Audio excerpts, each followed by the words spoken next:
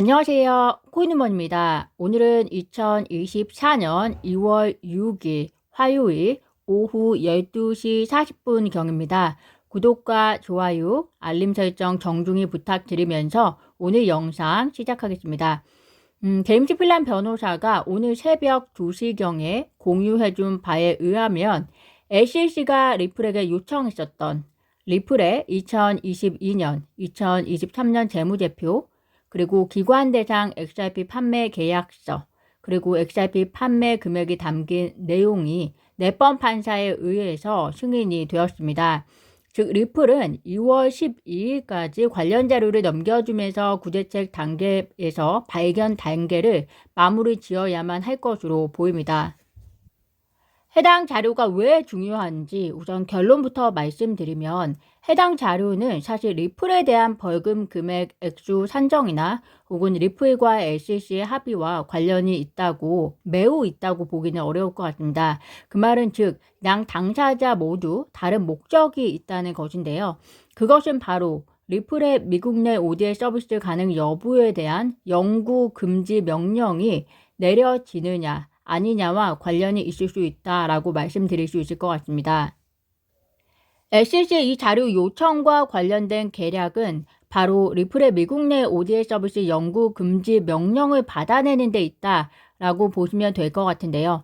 아마 SEC는 이 자료를 통해서 어떻게든 리플의 영구 금지 명령 이유를 찾아내려고 혼신을 다할 것이고, 만약 이 주장이 합리적으로 보이면 법원은 최종 명령에서 리플에게 미국 내에서 ODL 서비스를 영구 금지하는 명령을 내릴 수도 있습니다. 꼭 그렇다는 것은 아닌데요. 그렇게 되면 리플의 미국 내 사업은 중단이 되는 것이고, 리플이 미국을 위해서 어떤 제품을 출시하든 간에 큰 의미가 없어지는 아주 최악의 상황이 올 수도 있습니다.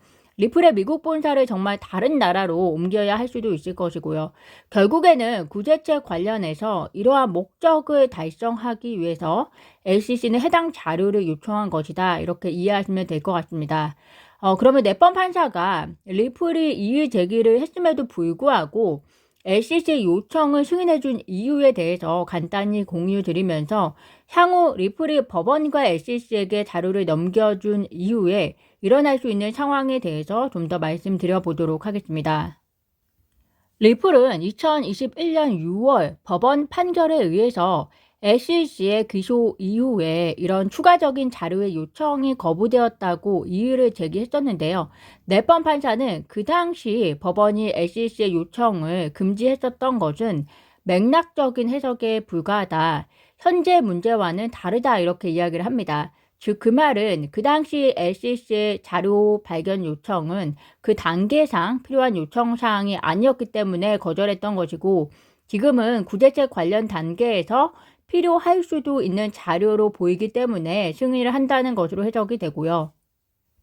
또한 2022년, 2023년 재무제표 관련해서는 리플은 이 자료가 해당 소송과 관련이 없고 기밀성이 높다고 이의 제기를 했었지만, 내번 판사는 판결에서 현재 법원은 이에 대한 기본적인 정보를 가지고 있지 않기 때문에 해당 내용이 잠재적으로 구제 단계에서 증거가 될 수도 있다라고 판단을 했습니다.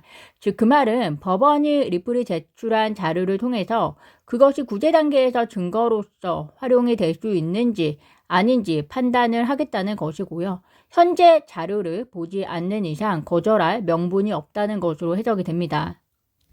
세 번째로 리플은 SEC의 기소 이후에 리플과 기관과의 사후 계약에 대한 자료 요청은 현재 소송과는 별개로 다른 미니 소송을 통해서 진행해야 한다라고 이의를 제기했었는데요. 내번 판사는 법원은 이 사안을 미니 소송을 통해서 진행해야 하는지에 대한 확신이 없다 이렇게 답변을 했습니다.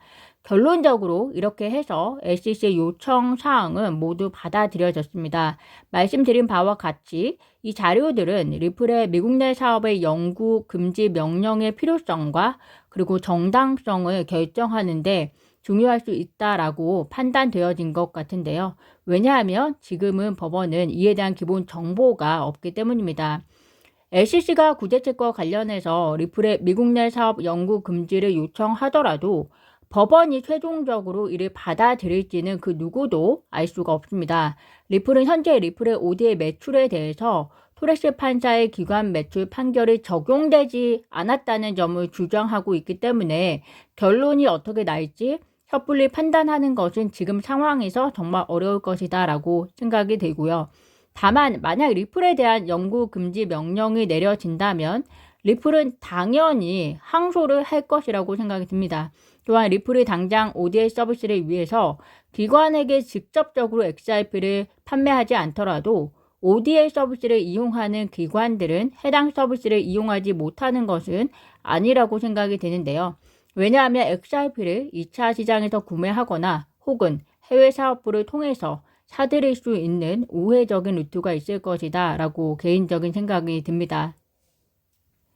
2월 12일까지 모든 발견 단계가 마무리가 되면 SEC의 구제책 브리핑이 있을 겁니다. 그때까지 관심을 놓치지 않아야 할 것으로 보입니다. 리플 CTO 데이비드 슈워츠가 1.4경 규모의 토큰화된 시장에서 낮은 거래 수수료와 그리고 탈중앙화 거래소와의 원활한 통합의 장점을 가진 XRP 레저의 경쟁력은 지배적이다 라고 이야기를 하면서 이 시장의 1% 점유율을 가진다면 XRP 가격에 엄청난 효과를 가져올 것이다 라고 이야기를 합니다. 다만 그 경쟁력에 비해서 현재 XRP 가격이 계속적으로 아쉬움으로 남아있는 상황인데요.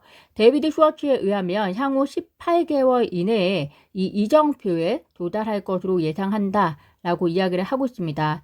또한 호주 암호화폐 변호사 빌 모건 역시 탈중앙화 거래 기능을 탑재하고 있고 또 수수료가 저렴한 레이어 1 블록체인이 과연 몇 개나 되냐고 하면서 XRP 레저의 경쟁력을 지지했는데요.